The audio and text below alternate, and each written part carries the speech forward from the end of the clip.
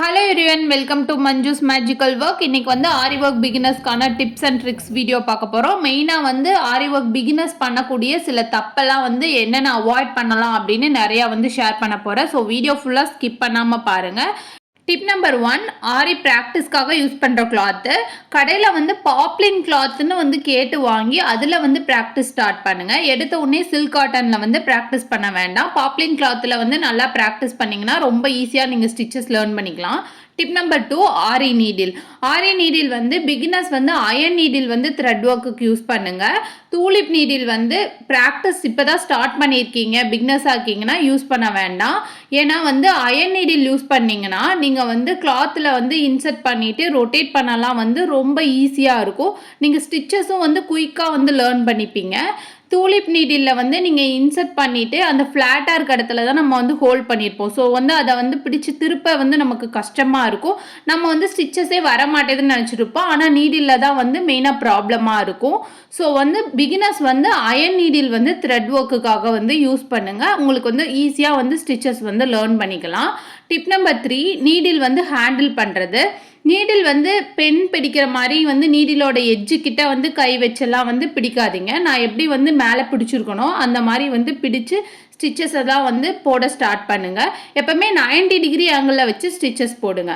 அப்புறம் வந்து chain stitch எல்லாம் போடுறதுக்கு முன்னாடி சும்மா வெறும் நீடிலவே வந்து கிளாத்தில் இந்த மாதிரி குத்தி குத்தி எடுத்து பாருங்கள். நான் ஏன் சொல்கிறேன்னா, நம்ம வந்து ஸ்டிச்சஸ் எல்லாம் போடும்போது நீடில் வந்து கிளாத்தில் இன்சர்ட் பண்ணிடுவோம். ஆனால் வெளியே வந்து எடுக்கிறப்ப இந்த மாதிரி சிக்கிக்கும், கிளாத்தே டேமேஜ் ஆயிரும். நீடில் வந்து வெளியவே வராது. நம்ம நல்லா பிடிச்சி இழுப்போம், ஆனால் வந்து நீடில் வராது, கிளாத் டேமேஜ் ஆயிரும். அந்த ப்ராப்ளம் ஏன் வருதுன்னு நான் வந்து சொல்கிறேன். நீடில் வந்து கிளாத்தில் இன்சர்ட் பண்ணுறோம் அப்படின்னா நம்ம இன்சர்ட் பண்ணிட்டு வெளியே எடுக்கிற வரைக்கும் நீடில் வந்து நம்ம ரொட்டேட் பண்ணக்கூடாது. நம்ம இன்சர்ட் பண்ண மாதிரியே வெளியே எடுக்கணும். அப்போனா நமக்கு வந்து கிளாத்தில் சிக்காமல் நம்ம நீடில் வந்து வெளியே வந்துடும். இப்போ பாருங்கள், நீடில் இன்சர்ட் பண்ணிவிட்டேன். நீடில் வந்து இப்படி லைட்டாக திருப்பிட்டு இப்போ நீடில் வந்து வெளியே எடுக்கும்போது கிளாத்தில் வந்து கண்டிப்பாக சிக்கிக்கும். இதுதான் வந்து மெயினான ப்ராப்ளம். நீடில் வந்து இன்சர்ட் பண்ணிட்டு திருப்பாதீங்க. அப்படியே எப்படி வந்து இன்சர்ட் பண்ணுறீங்களோ அதே மாதிரி வெளியே எடுத்தீங்கன்னா கண்டிப்பாக வந்து உங்களுக்கு சிக்காமல் வரும். உங்களால் வந்து ஈஸியாக வந்து ஃபாஸ்ட்டாக வந்து ஸ்டிச் போட முடியும். இந்த மாதிரி நல்லா சிக்கிடுச்சுன்னா கிளாத்தும் வந்து ரொம்ப டேமேஜ் ஆயிரும், கிளாத்தும் வந்து லூஸ் ஆயிரும். ஸோ வந்து நீடில் வந்து சிக்காமல் இந்த மாதிரி ப்ராக்டிஸ் வந்து ஃபஸ்ட்டு பண்ணிவிட்டு ஸ்டிச்சஸ் எல்லாம் வந்து ப்ராக்டிஸ் பண்ண ஸ்டார்ட் பண்ணுங்கள். Tip number 4, thread. நம்ம ஆரி ஒர்க் பண்ணிட்டு இருக்கப்ப ஸ்டிச்சஸ்க்காக யூஸ் பண்ணுற த்ரெட்டை வந்து இந்த மாதிரி கீழே வைக்காதீங்க. கீழே வச்சிங்கன்னா அது பாட்டுக்கு உருண்டு போயிடும். நமக்கு வந்து த்ரெட்டும் வேஸ்ட் ஆயிரும். நீங்கள் சில்க் த்ரெட்டெல்லாம் வந்து யூஸ் பண்ணிங்கன்னா இந்த மாதிரி ரொம்ப சிக்காயிரும். த்ரெட்டு வந்து ஃபுல்லாக வேஸ்ட் ஆயிரும். நம்ம வந்து கட் பண்ணி திரும்ப வந்து நாட் போட்டு யூஸ் பண்ணுற மாதிரி இருக்கும். ஸோ மடியில் வச்சு யூஸ் பண்ணுங்கள். மடியில் வச்சு யூஸ் பண்ணிங்கன்னா உங்களுக்கு வந்து த்ரெட்டு வந்து வேஸ்ட் ஆகாது, உருண்டு போகிற ப்ராப்ளம் வராது.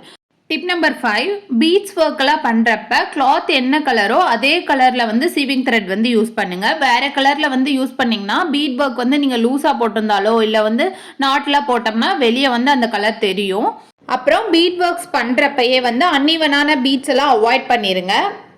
டிப் நம்பர் 6, நீங்கள் எந்த டிசைன் போடுறதா இருந்தாலும் ஃபஸ்ட்டு ட்ரா பண்ணிவிட்டு அதுக்கப்புறம் வந்து ஸ்டிச்சஸ் போட ஸ்டார்ட் பண்ணுங்கள். ஒரு லைன் போடுறதுனா கூட அந்த லைனை வந்து ஃபஸ்ட்டு ட்ரா பண்ணிவிட்டு அதுக்கு மேலே வந்து ஸ்டிச் போட ஸ்டார்ட் பண்ணுங்கள். அப்போனா உங்களுக்கு வந்து ஈஸியாக வந்து ஸ்டிச் போட வரும், உங்களுக்கு ஷேப்பெல்லாம் கரெக்டாக வரும்.